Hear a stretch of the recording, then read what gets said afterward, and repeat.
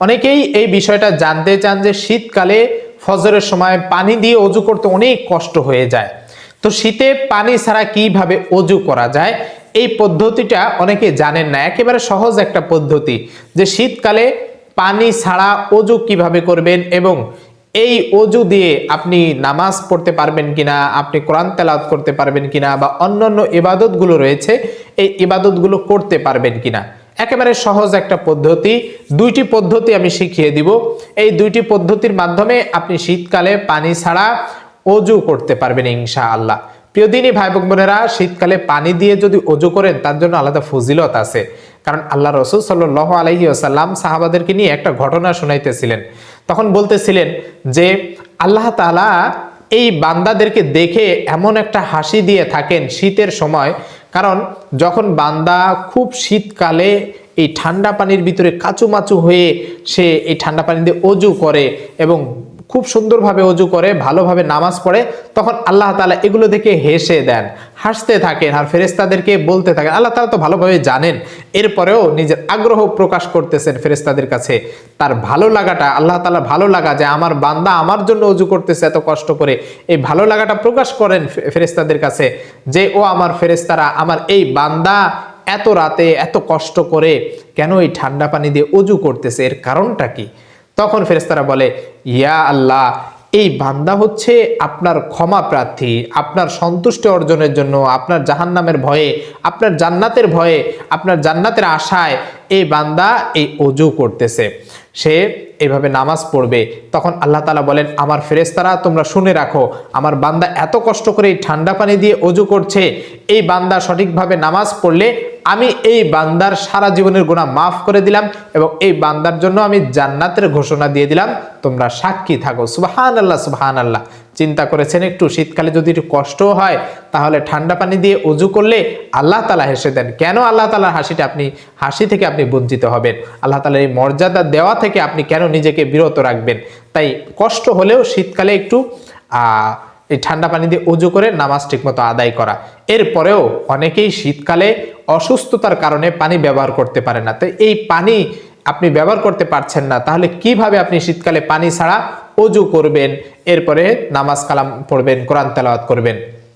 শীতকালে পানি ছাড়া অজু করার নিয়ম হচ্ছে তায়াম্মুম করা। একেবারে সহজ পদ্ধতি যে আপনার যে বাড়ির আশেপাশে একটু মাটি, পবিত্র মাটি, সেইখান থেকে একটু মাটি নেবেন। একটা আমি দেখেছি অনেক সময় দেখা যায় যে অনেক মুরব্বীরা যারা অসুস্থ, ভালো করে একটা বিষয় মনে রাখবেন, এগুলো কিন্তু অসুস্থ ব্যক্তিদের জন্য।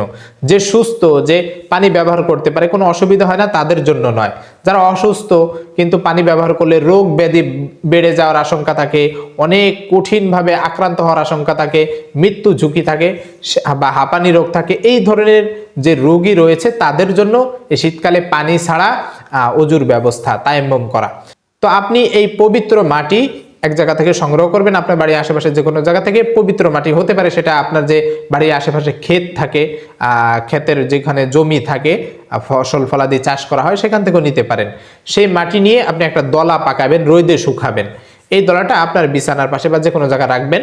যখন নামাজের সময় হবে ওই যে মাটিটা, এই মাটিটা আপনি হাতে নিবেন। হাতে নেওয়ার পরে দুই হাত দিয়ে আলতোভাবে একটু মালিশ করবেন। এরপরে এই যে হাত এইভাবে ঝাড়া দিবেন, এইভাবে নয় তাহলে ধুলা সব পড়ে যাবে। এইভাবে ঝাড়া দিবেন যাতে করে আপনার আলগা মাটিটা ঝরে যায়। এরপরে প্রথমে আপনি নিয়ত করবেন যে আমি পবিত্রতা অর্জনের জন্য নিয়ত করতেছি। বাস, 1 নাম্বার কাজ, পবিত্রতা অর্জনের জন্য নিয়ত করতেছি, 1 নাম্বার। 2 নাম্বার হচ্ছে এই যে মাটিটা যে নিয়েছেন, এই মাটিটা নিয়ে এই যে সমস্ত মুখ, কপালের যে চুলের গোড়া, এই চুলের গোড়া থেকে এই থুতনি এবং 1 কানের লতি থেকে 1 কানের লতি, এই সমস্ত মুখ একবার মাসে করলে যথেষ্ট, একবার। এটা 2 নাম্বার। 3 নাম্বার হচ্ছে ওই যে আরেকবার মাটিটা নিয়ে এইভাবে ঝাড়া দিয়ে আপনি এই যে হাত নিয়েছেন না, এই হাত, এই যে হাত, এই হাত একবার মাসে করলেই যথেষ্ট। এই যে এই হাত একবার মাসে করলেই যথেষ্ট। এই যে একবারে কোনো পর্যন্ত যেভাবে আপনি পানি দিয়ে হাত ধন, এইভাবে একবার মাসে করবেন। এই 2 হাত একবার মাসে করলে আপনার সমস্ত মুখ, 2 হাত একবার মাসে করবেন এবং নিয়ত করবেন আপনার জন্য যথেষ্ট। এই তায়াম্মুম ধারা বা এই অজু ধারা বা এই পবিত্রতা ধারা আপনি নামাজ পড়তে পারবেন, আপনি কোরআন তেলাওয়াত করতে পারবেন। দুনিয়ার যত প্রকার ইবাদত আছে পানি ছাড়া এইভাবে আপনি অজু করে নামাজ সব ইবাদত বন্দেগী করতে পারবেন। আর 2 নম্বর পদ্ধতি হচ্ছে যারা অসুস্থ নয় সুস্থ তাদের জন্য একটা পদ্ধতি আছে যে পুরো অজুর অঙ্গগুলো ধুইতে পারবেন, পা না ধুইলেও চলবে। সেটা হচ্ছে মোজার উপর মাসে করার মাধ্যমে। কারণ পায়ে দেখা যায় যে অনেক সময় আমরা পানি লাগাইতে চাই না, এই জন্য একটাই পদ্ধতি আছে, আপনি শীতকালে চামড়ার মোজা ব্যবহার করতে পারেন। আলেম ওলামাগণ চামড়ার মোজার সাজেস্ট করেছেন, যেই মোজাগুলো দেখা যায় 2-3 মাইল হাঁটলে জুতা ছাড়া শুধু মোজা পায়ে হাঁটলে অনায়াসে হাঁটা যায়, কোনো অসুবিধা হয় না, ছিঁড়ে ফেটে যায় না। তো এই মোজা দিয়ে আপনি পা টাকনু ঢাকতে হবে, ঢাকা যায় এমন মোজা, এত বড় মোজা পরতে হবে আপনার, এবং এমন মোটা হবে 2-3 মাইল অনায়াসে হাঁটা যায় জুতা ছাড়া সেই মোজা পায়ে, এবং এই মোজার উপর দিয়ে পানি ঢুকলে ভিতরে যেন না পৌঁছায় এমন মোজা। এবং এটা কত দিনের জন্য? যদি আপনি নিজের এলাকায় থাকেন, বসবাস করেন, তাহলে সেটা 24 ঘন্টা বা 1 দিন 1 রাতের জন্য। যদি আপনি মুসাফির থাকেন, কোথাও সফরে থাকেন, তাহলে 3 দিন 3 রাতের জন্য আপনি এই মোজার ব্যবহার করতে পারেন। নিয়মটা বলে দেই, আপনি যখন পরিপূর্ণ অজু করবেন, অজু করার পরে পাটা ভালোভাবে মুছে মোজা ব্যবহার করবেন। এই যে মোজা যে ব্যবহার করেছেন, এই ব্যবহার করা থেকে নিয়ে আপনি যদি আপনার নিজের এলাকায় থাকেন, তাহলে সেই ক্ষেত্রে আপনি 24 ঘন্টা পর্যন্ত পা না ধুয়ে, পায়ের মোজা না খুলে আপনি অজুর যে অঙ্গগুলো আছে অন্য অন্য অঙ্গগুলো ধুইবেন, পা ধোয়া লাগবে না, শুধুমাত্র এই যে পার উপরে এই যে পানি নিয়েছেন এক হাতে, পার উপরে এইভাবে একটা মাসে করবেন, এইভাবে একটা মাসে করবেন, যথেষ্ট হয়ে যাবে। এরপরে আপনি যদি সফরে থাকেন, সেইভাবে আপনি অন্যান্য অঙ্গগুলো ধুয়েছেন, পার ধোয়ার প্রয়োজন নেই, আপনি হাতে পানি নিয়ে এইভাবে শুধু পায়ের উপরের সাইডে মাসে করবেন।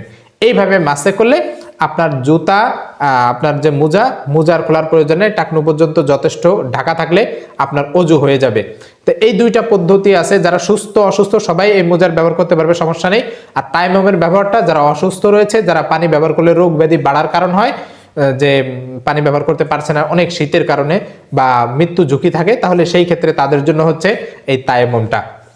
তো আমরা চেষ্টা করব যারা অসুস্থ রয়েছে নামাজ যেন কোনোভাবে কাজা না যায়, এই শীতে একটু পানি ব্যবহারের কষ্টের কারণে তারা তায়াম্মুম করবেন। আর যারা সুস্থ রয়েছে পানি ব্যবহার করতে পারি, তারা আমরা যদি এইভাবে একটু কষ্ট হলেও যদি পানি ব্যবহার করে নামাজ আদায় করি, তাহলে আল্লাহ তাআলা আমাদের দিকে হেসে দিবেন এবং এই ফজিলতটা আমরা পেতে পারি। আল্লাহ তাআলা আমাদের উপর সন্তুষ্ট হয়ে আমাদেরকে একেবারে নিষ্পাপ করে দিবেন। এই শীতকাল হচ্ছে ইমানদারের জন্য ইমান পরীক্ষার একটা মৌসুম বলা হয়। তাই আমি আপনি আমার কতটুকু ইমানের জোর রয়েছে, কতটুকু আমি ইমানদার, সেটা পরীক্ষা এখনই হয়ে যাবে। তাই প্রিয় দিনী ভাই এবং বোনেরা, এই শীতকালে আপনি একটু চেষ্টা করবেন কষ্ট হলেও ফজরের আগে উঠে ভালোভাবে অজু করে এরপরে ফজর নামাজটা জামাতের সাথে আদায় করা।